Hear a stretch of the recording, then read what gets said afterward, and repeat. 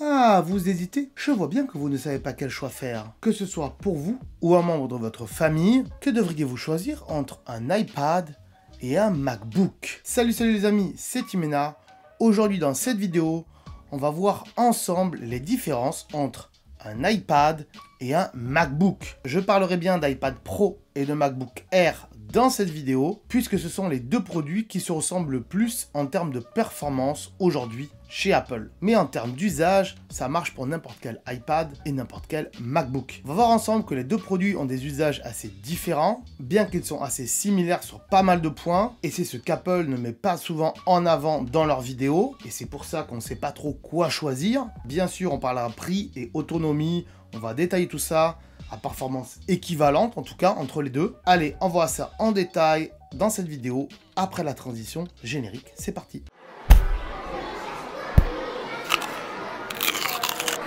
J'ai mis mon plus beau t-shirt de conseiller Apple pour vous faire cette vidéo, mais avant de commencer, sachez que dans la description en dessous, il y a un lien vers un petit questionnaire, un petit test, appelez ça comme vous voulez, qui vous permettra, une fois que vous aurez répondu à toutes ces questions, de savoir si vous êtes plutôt fait pour un iPad ou un Mac en fonction de vos usages. Et je parlerai pas trop stockage dans cette vidéo, puisque le stockage, ça dépend de vous et de ce que vous allez stocker sur votre appareil. Est-ce que vous allez stocker beaucoup de choses ou pas beaucoup de choses? Donc pour tout ce qui est stockage, ça sera aussi dans le questionnaire. Mais sachez que quoi qu'il arrive, vous pourrez ajouter du stockage par la suite, que ce soit dans le cloud avec iCloud d'Apple ou bien avec des disques externes comme des SSD par exemple, puisque le disque dur s'est dépassé aujourd'hui. Et un SSD externe, ça ressemble à ça aujourd'hui, voilà, c'est tout petit, vous voyez, hop, comme ceci, voilà. Ça c'est celui de chez SanDisk, si je ne m'abuse, c'est vraiment tout petit,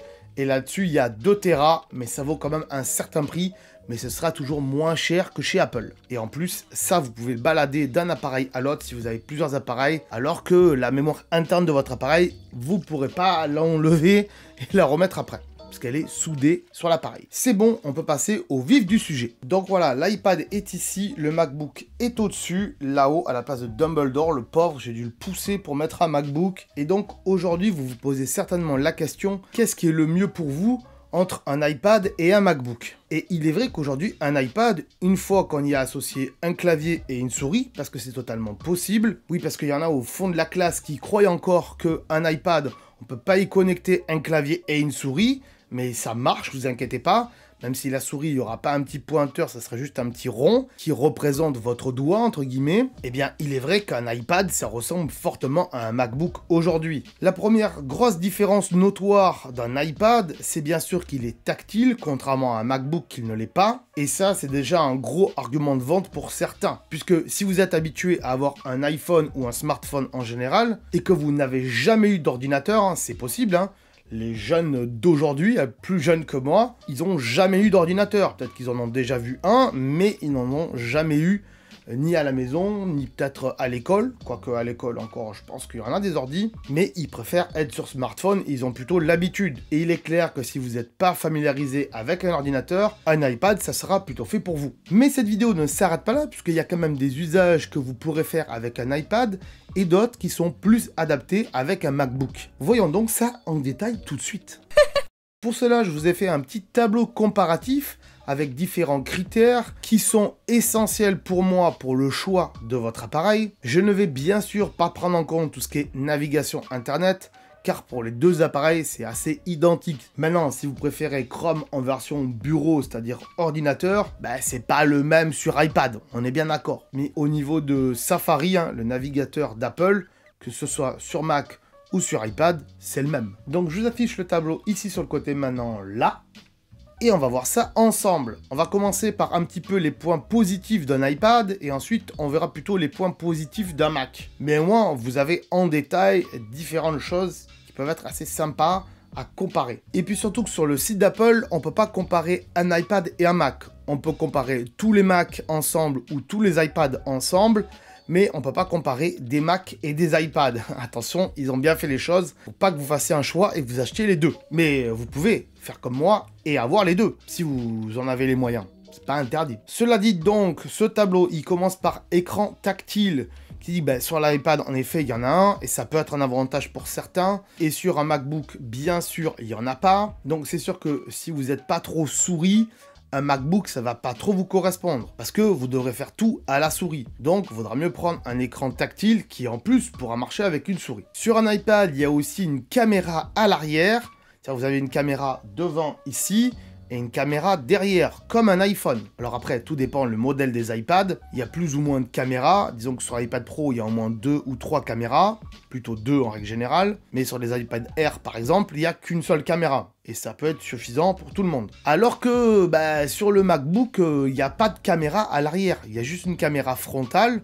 Vous la voyez en haut ici, c'est le notch, voilà, et derrière, il n'y a pas de caméra. Donc, vous ne pouvez pas faire des photos avec un MacBook. Et puis, celui qui se promène avec un Mac pour faire des photos, franchement, je le cherche encore, hein, je le vois pas trop. Cela dit, il y a quand même une alternative. Si vous voulez un MacBook et que vous avez un iPhone ou un smartphone dans la poche, bah, vous pouvez toujours faire vos photos avec votre smartphone et ensuite les envoyer sur votre Mac. Au niveau de la connectivité 5G, ben là, sur l'iPad, il y a des possibilités de mettre la 5G, c'est-à-dire que le modèle par défaut, c'est que Wi-Fi, mais vous pouvez prendre un modèle cellulaire qui fait Wi-Fi et 5G. Là, il faudra prendre bien sûr une puce supplémentaire à votre opérateur, que vous allez payer peut-être 2 ou 3 euros en plus par mois, mais sur le même forfait que vous avez pour votre téléphone, vous aurez directement de la 5G sur votre iPad. Et donc, si vous êtes en mobilité souvent et que vous avez besoin d'être connecté souvent en étant à l'extérieur avec un iPad, eh bien, ça peut être très utile. Je pense surtout aux entrepreneurs qui peuvent travailler souvent avec un iPad à l'extérieur. Vous pouvez toujours faire du partage de connexion, mais à chaque fois, il va falloir le reconnecter, votre iPad à votre iPhone. Ça risque d'être un peu compliqué parce que ça se fait pas du tac au tac encore aujourd'hui. Sur un MacBook, bah là, il n'y a pas de puce 5G à l'intérieur et donc forcément, ça sera que du Wi-Fi. Mais là aussi, vous pouvez faire du partage de connexion. Moi, c'est mon cas quand je pars en vacances. Bien souvent, là où je vais, il n'y a pas de Wi-Fi. Et donc, je suis obligé de faire du partage de connexion avec mon iPhone. On va passer aux usages maintenant. Si vous êtes un gros dessinateur et quelqu'un qui écrivait souvent au stylo, vous avez besoin de signer quelque chose et tout, des documents, bah là, il vaudra mieux prendre un iPad avec un stylet, bien sûr. Et attention, le stylet, il n'est pas gratuit, on y reviendra à la fin, au moment du prix. Mais en effet, si vous faites beaucoup de dessins, c'est mieux de prendre un iPad. Parce que un MacBook, il n'y a qu'un trackpad ou une souris. Et donc, pour dessiner, ça va être un peu plus compliqué. À part si vous avez une tablette graphique à côté, ça peut faire le taf. Mais dans ce cas-là, là aussi, il faudra acheter une tablette graphique à côté. Et est-ce qu'une tablette graphique, c'est plus cher ou moins cher qu'un stylet de chez Apple? Honnêtement, je ne connais pas les prix des tablettes graphiques aujourd'hui. Mais ça peut être moins cher. Mais encore une fois, là, ça sera plus lourd à transporter. Et vous ne pourrez pas faire ça dans votre lit. Alors qu'un iPad, vous pourrez dessiner dans votre lit. Au niveau de la lecture des livres, si vous lisez beaucoup de livres, et si vous avez l'habitude et l'envie de lire des livres dématérialisés, eh bien Apple vous met à disposition un store de livres, hein, vous pouvez acheter des livres, ou télécharger des livres à droite, à gauche, voire même avec l'application Kindle d'Amazon, ça peut être intéressant. Là, encore une fois, l'iPad est meilleur en termes de confort, puisque pour lire dans votre lit, ça sera bien plus sympa qu'un Mac.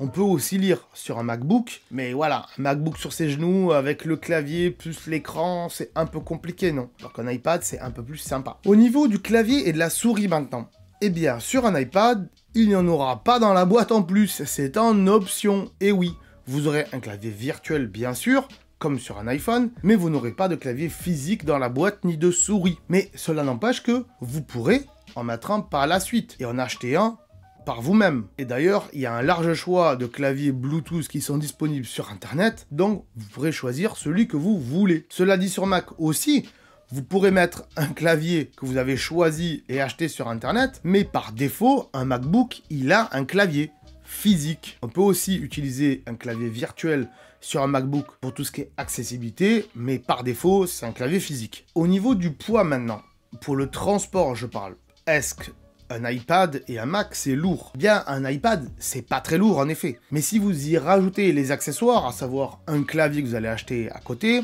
ou une souris, et d'autres accessoires, bien ça sera plus lourd, selon moi en tout cas, qu'un MacBook Air par exemple. Simplement parce qu'un MacBook Air, il a déjà son clavier, on le ferme, on prend juste sa souris et c'est bon. Mais un iPad, il va falloir acheter un clavier à côté. Et si vous voulez des gros claviers à transporter, ça va être compliqué. Vous pouvez toujours acheter une coque comme ceci que j'ai ici avec un clavier intégré, ce qui n'est pas mon cas, et je vous conseille d'ailleurs de mettre une coque sur votre iPad, parce qu'un iPad nu, c'est comme un iPhone sans coque, hein, ça craint pas mal, surtout au niveau de l'écran, faut le protéger, tandis qu'un MacBook, bah vous le pliez, et puis voilà, l'écran il est protégé par lui-même. Donc au niveau du poids, je dirais que c'est léger les deux, mais disons que je mettrais un petit bémol pour l'iPad, puisque avec des accessoires, des fois c'est un peu plus dur à transporter. On va passer maintenant à tout ce qui est logiciel, et à tout ce que vous pourrez faire avec ces deux produits. En termes de bureautique, bah c'est oui pour tous les deux, hein. Que ce soit un iPad ou un MacBook, les deux savent très bien faire de la bureautique. Maintenant, moi personnellement, pour mon confort, je préfère faire ça sur un Mac plutôt qu'un iPad, surtout pour tout ce qui est Excel, PowerPoint par exemple, ce genre de choses, même Word des fois, c'est plus facile de le faire sur un MacBook que sur un iPad. Mais ça, c'est moi et ma génération qui fait que je suis plus habitué aux ordinateurs plutôt qu'aux tablettes. Mais cela dit, les deux le font très bien. Si vous faites de la musique, et oui, c'est possible que vous faites de la musique, si vous êtes un créatif, bien là, les deux sont faits pour faire de la musique. Cela dit, sur un iPad, vous allez pouvoir faire plus d'instruments, entre guillemets, puisqu'il y a beaucoup plus d'applications d'instruments, comme des batteries, des guitares, des pianos, des synthés, et encore plus et affinités, des logiciels, j'allais dire des logiciels, des applications, que dis-je, pour faire du montage musical, comme GarageBand et bien d'autres, mais aussi des applications de mixage. Voilà, un iPad, c'est pas mal pour faire de la musique. Mais si vous voulez le faire de manière plus professionnelle, en tout cas en termes de logiciel de montage musical, bien là, un MacBook, c'est plus fait pour ça. Mais cela dit, si vous voulez faire des instruments à côté, il faudra peut-être brancher des instruments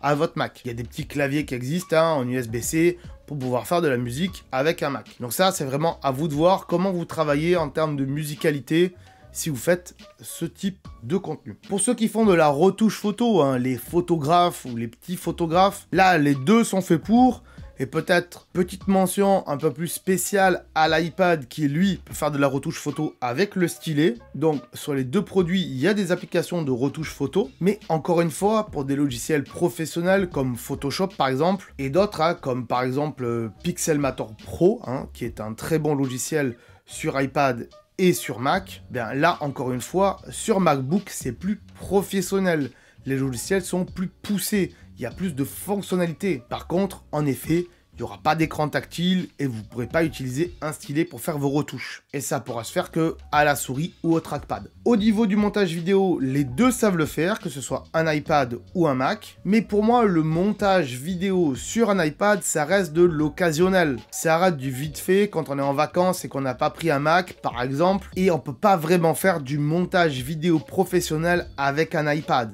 Mais alors, je trouve que c'est pas pratique. En tout cas, moi, je trouve que c'est pas pratique. Même s'il existe de très bonnes applications comme CapCut sur les iPhones par exemple, et même sur iPad, il y a des applications d'Apple vraiment professionnelles comme Final Cut qui existent aujourd'hui, même si c'est avec abonnement, quoique eMovie, la version gratuite pour faire du montage vidéo, existe aussi sur iPad, mais pour moi, ça remplacera jamais le fait que ce soit plus professionnel et vraiment de faire ça au millimètre près et chirurgicalement quand on coupe une séquence et tout ça. Donc pour faire du montage vidéo de manière professionnelle, un MacBook c'est bien mieux. Et en termes de rendu, si vous voulez être plus rapide et plus productif, un MacBook Pro, c'est sûr que ça sera mieux qu'un MacBook Air. Mais attention, les puces M2 qu'il y a dans les MacBook Air aujourd'hui font très bien le taf pour faire du montage vidéo.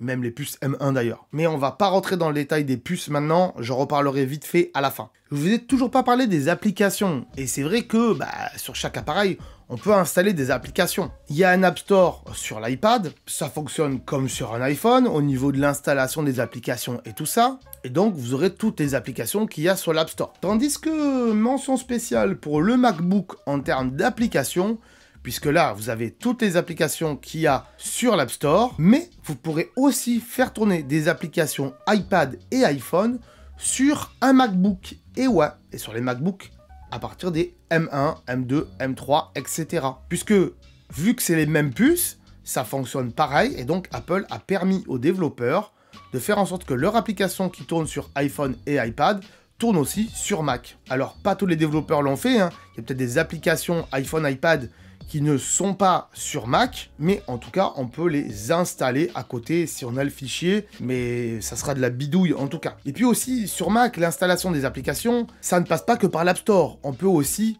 télécharger des applications sur un site de développeur qui ne les a pas mis sur l'App Store. Apple bride un peu cela des fois en mettant des sécurités en disant qu'on ne peut pas les ouvrir, mais quelque part on peut les ouvrir à partir des réglages. Mais voilà, on n'est pas limité à l'App Store sur le Mac. On peut vraiment mettre un peu tout et n'importe quoi en termes d'applications. Et puis ça s'installe pas pareil sur un Mac, certaines applications. C'est un fichier DMG qui s'ouvre comme un disque dur virtuel et après on l'installe comme si c'était un logiciel sur ordinateur Windows pour ceux qui connaissent. Et pour les désinstaller d'ailleurs c'est hyper simple, il y a juste à les mettre dans la corbeille et c'est désinstallé. Donc pour tout ce qui est application, mention spéciale pour moi en tout cas, je trouve pour le MacBook qui fait beaucoup plus de choses en termes d'application qu'un iPad.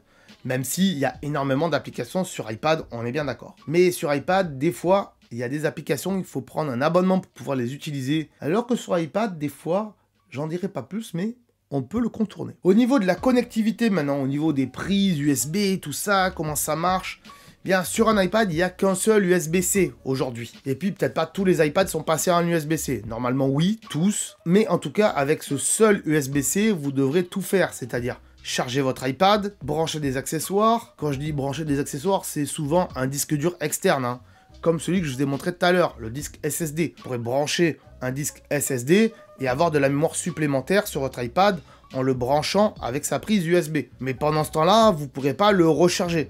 Ou alors, il faudra acheter un dongle, une prise USB multiple, on va dire ça comme ça, qui vous permettra et de charger et de brancher un disque dur. Et là, vous allez avoir plein de fils qui pendent derrière, ça va pas être très joli, mais c'est faisable. Alors que sur un MacBook, là, mention spéciale pour le MacBook, puisque sur un MacBook Air, par exemple, vous avez deux USB-C, une prise jack pour ceux qui font de la musique, qui veulent encore écouter de la musique avec des écouteurs filaires. Ça peut être intéressant vraiment pour ceux qui font de la musique et qui ont besoin d'écouter le son vraiment en temps réel, sans latence, parce que le Bluetooth, des fois, il y a un petit peu de latence. Et aussi, sur un MacBook Air, vous aurez une prise de charge, un MagSafe, même si vous pourrez aussi charger votre MacBook avec de l'USB-C à côté. Mais voilà, vous pouvez avoir la prise de charge, deux USB-C et un jack. Donc il y a plus de connectivité. Et sur les MacBook Pro, il y a encore plus de connectivité, mais on va pas en parler aujourd'hui parce que c'est pas ça qu'on compare. Au niveau du confort dans le lit, j'ai envie de dire, et oui, parce que souvent on est avec son iPhone dans le lit, ou avec son iPad, ou avec son Mac. Qu'est-ce qui est le plus confortable? Eh bien, selon moi, après retour d'expérience, je trouve qu'un iPad, c'est quand même plus confortable dans un lit. Comme ceci, avec un petit, bien sûr, cover, voilà, qu'on peut refermer comme ceci, qu'on peut poser. Vous voyez, il y a deux positions, hop, une comme ça, voilà. Et je peux me mettre dans le lit comme ça. Alors, il y a d'autres covers qui existent, notamment celle avec des claviers intégrés. Il y a aussi celle d'Apple qui est très très chère d'ailleurs, qui vaut à peu près 200 balles, donc je vous la conseille pas. C'est la première fois que je vous conseille pas un produit Apple d'ailleurs. Puis surtout, elle protège pas le contour de votre iPad, elle protège juste l'écran et le dos de l'iPad. Alors que un MacBook, c'est vrai que dans le lit, ça peut le faire quand on a un petit MacBook, voilà. Ça chauffe pas en plus, les MacBooks à partir des M1 aujourd'hui, ça chauffe pas trop. Donc, ça chauffe même pas du tout. Ça peut être intéressant dans un lit, mais en termes de confort, c'est vrai que le tactile dans un lit, c'est plus sympa qu'avec une souris. Parce qu'une souris dans un lit, c'est un peu compliqué.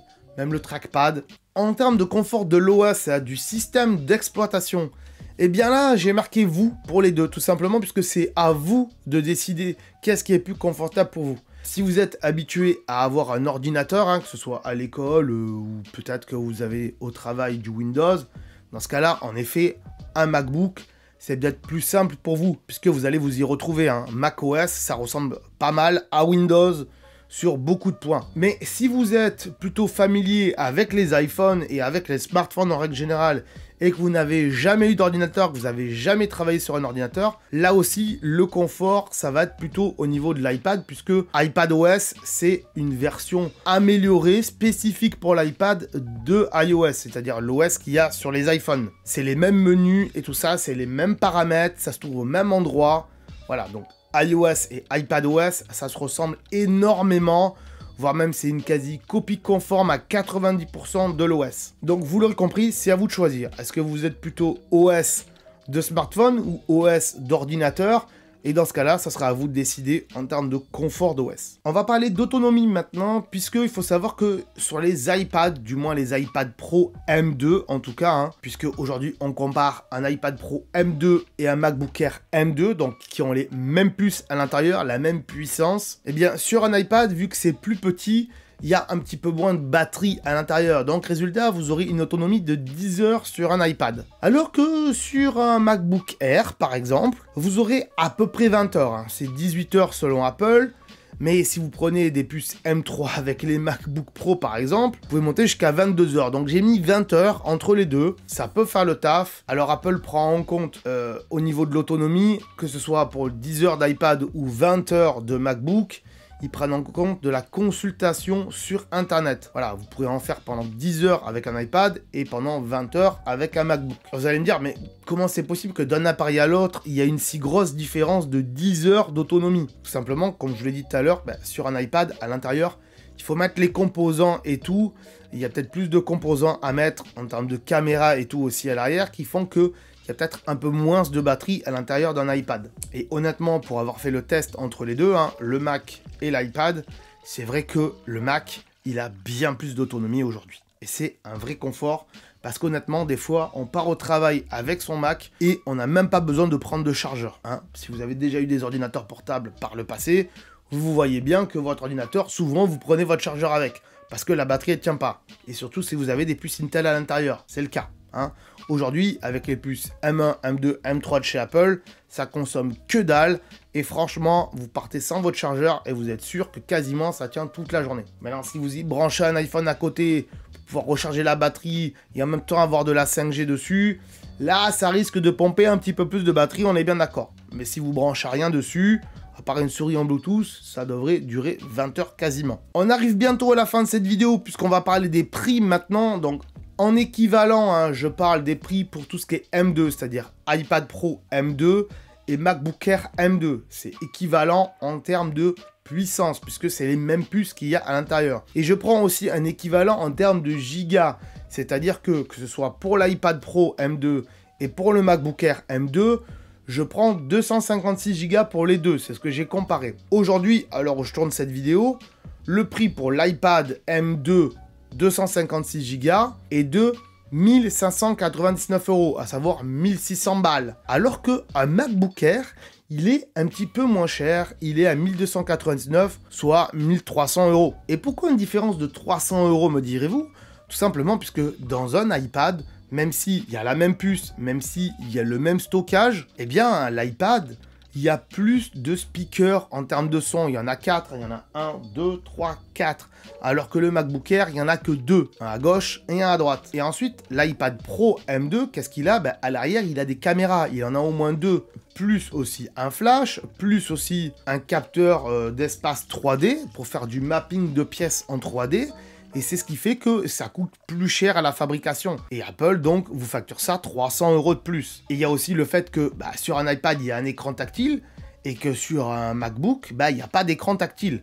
Et donc, forcément, ça coûte plus cher. Donc, c'est normal qu'un iPad Pro coûte plus cher qu'un MacBook Air. Mais en même temps, si vous prenez un MacBook Pro, ça vous coûtera plus cher, mais vous aurez plus de puissance à l'intérieur. Si vous trouvez que l'iPad Pro M2, il est trop cher, vous pouvez prendre un iPad Air M1, pour les premiers prix en 64 Go débute à 789 €, donc 800 balles, on va dire ça comme ça. Vous aurez qu'une seule caméra, les stylés sont compatibles et tout ça. Si d'ailleurs vous voulez faire des comparatifs de produits entre différents iPads ou différents MacBooks, je vous conseille d'aller sur le site d'Apple, apple.com/fr par exemple. Là, vous tapez apple.com et il va vous retomber sur le FR. Et là, vous allez dans iPad ou dans Mac et vous sélectionnez comparer. Et vous choisissez les modèles qui vous intéressent. Cela dit, j'ai pas terminé avec mon tableau puisqu'il y a encore des choses à dire au niveau de l'iPad. C'est que l'iPad, si vous voulez dessiner avec, il faudra payer un stylet en plus. Alors, vous pourrez prendre un stylet d'une autre marque, mais c'est vrai que les Apple Pencil, quand même, ils sont bien mieux faits et c'est des très bons stylets pour l'iPad. Ils ont été créés pour ça. Et que ce soit des studios comme Pixar ou même des studios de manga au Japon, eh bien, ils disent que l'Apple Pencil et l'iPad, c'est vraiment génial pour travailler.